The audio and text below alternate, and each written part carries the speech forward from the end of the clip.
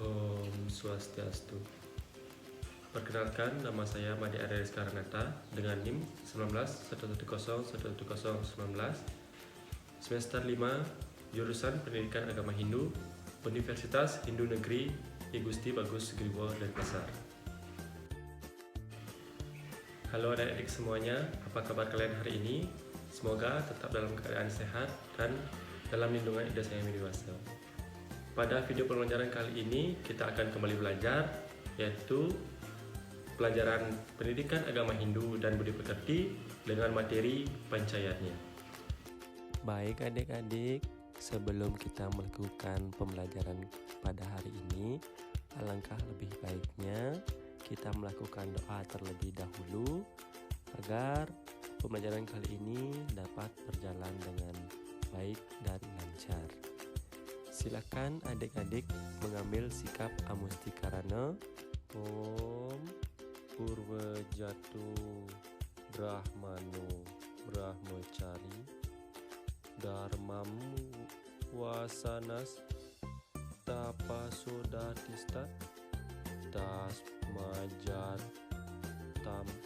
Brahmanam Brahma Lestam Dewasca Sarwa Amarta Sakama.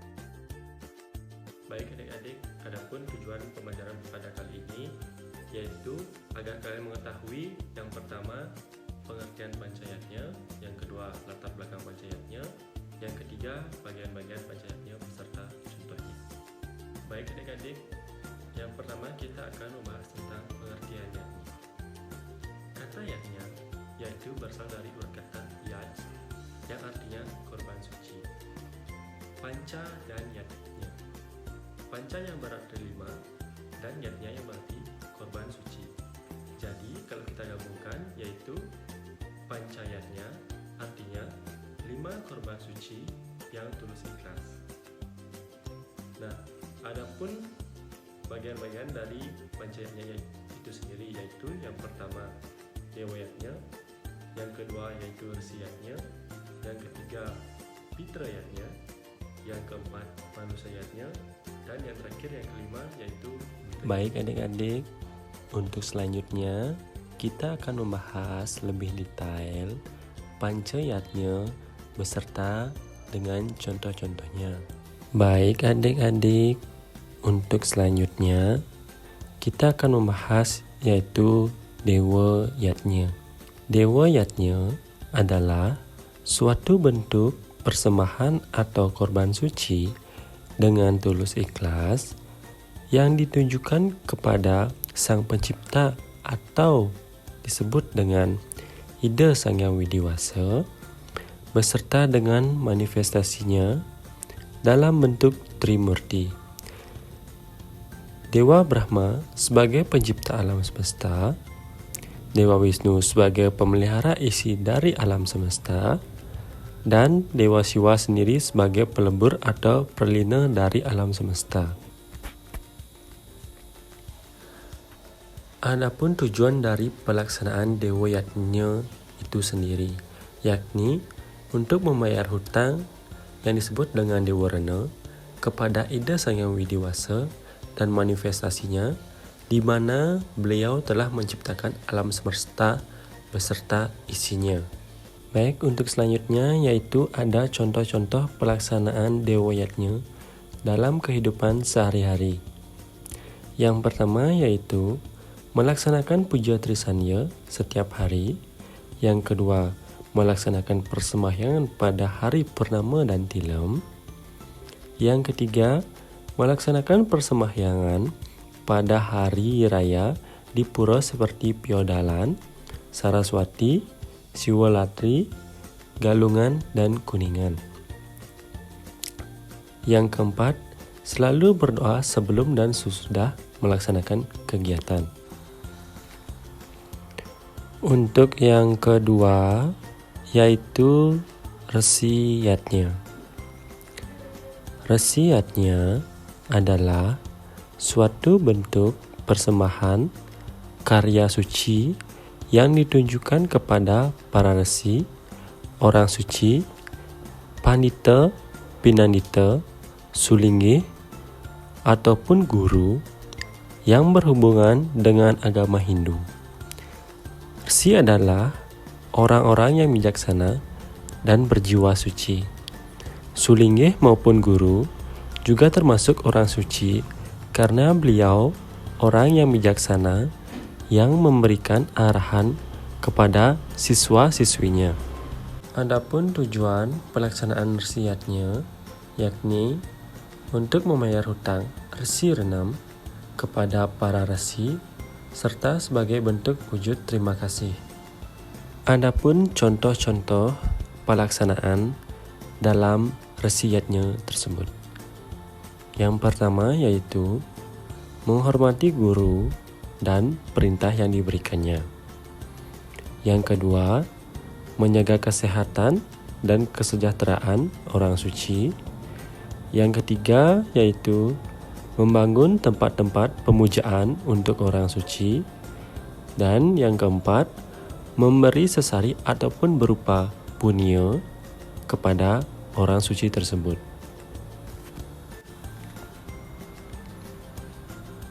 Baik, untuk selanjutnya yaitu pitrayatnya. Pitrayatnya adalah suatu bentuk persembahan ataupun korban suci yang ditunjukkan kepada roh-roh para leluhur dan orang tua karena merekalah yang membuat kita ada di dunia hingga kita dewasa. Pitrayatnya ini bertujuan untuk menyucikan roh-roh para leluhur agar mendapat tempat yang layak di kahyangan. Adapun tujuan pelaksanaan dari pitrayatnya yakni untuk membayar hutang pitrarana kepada para leluhur atau orang tua. Untuk selanjutnya, adapun contoh-contoh pelaksanaan dari pitrayatnya tersebut. Yang pertama yaitu menghormati orang tua. Yang kedua, menuruti nasihat orang tua. Yang ketiga, merawat orang tua ketika orang tua kita sedang sakit. Yang keempat yaitu melaksanakan upacara pengabenan bagi orang tua atau leluhur kita yang sudah meninggal. Untuk yang selanjutnya yaitu manusia yatnya. Manusia yatnya adalah suatu upacara suci yang bertujuan untuk memelihara hidup, mencapai kesempurnaan dalam kehidupan dan kesejahteraan manusia selama hidupnya. Adapun tujuan pelaksanaan manusia yatnya yakni untuk membayar hutang pitrarana kepada makhluk sesama. Adapun contoh-contoh dari pelaksanaan manusia yatnya tersebut yaitu yang pertama, upacara ataupun upakara bayi selama masih ada di dalam kandungan yang biasanya disebut dengan pegedong-gedongan. Yang kedua yaitu upacara bayi yang baru lahir ke dunia. Yang ketiga yaitu upacara kepus besar. Yang keempat yaitu upacara bayi berumur 42 hari atau yang disebut dengan bulan pitung dina. Untuk yang kelima yaitu upacara bayi berumur 105 hari atau yang biasa disebut dengan nyambutin. Yang keenam yaitu upacara otonan yang biasanya dirayakan setiap 6 bulan sekali di dalam kalender Wuku Bali. Untuk yang ketujuh yaitu upacara potong gigi atau yang disebut dengan mepanes. Dan untuk yang terakhir yang kedelapan yaitu upacara pawiwahan yaitu upacara perkawinan untuk agama Hindu. Untuk selanjutnya yang terakhir yaitu ada buddhayatnya.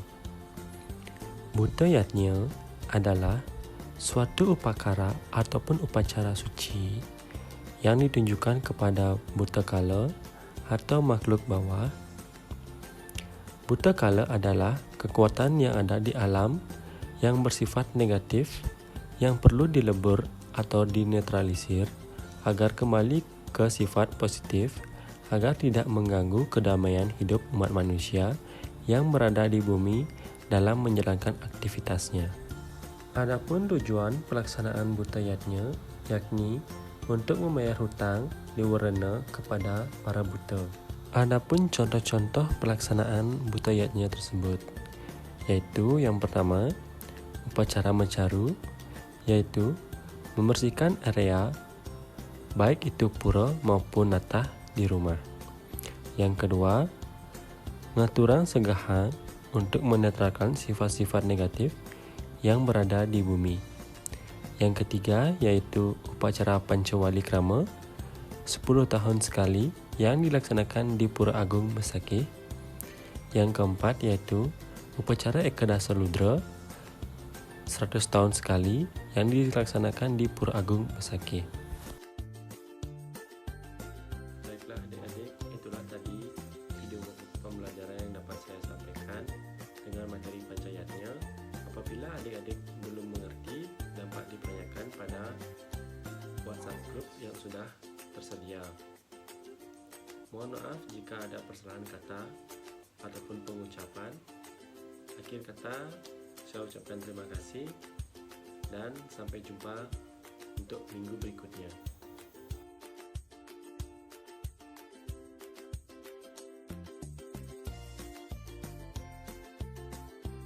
Metode yang saya gunakan dalam video tersebut adalah metode ceramah.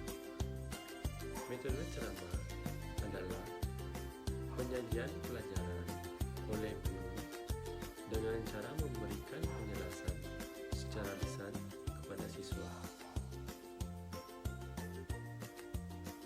Penggunaan metode ceramah sangat tergantung pada kemampuan guru.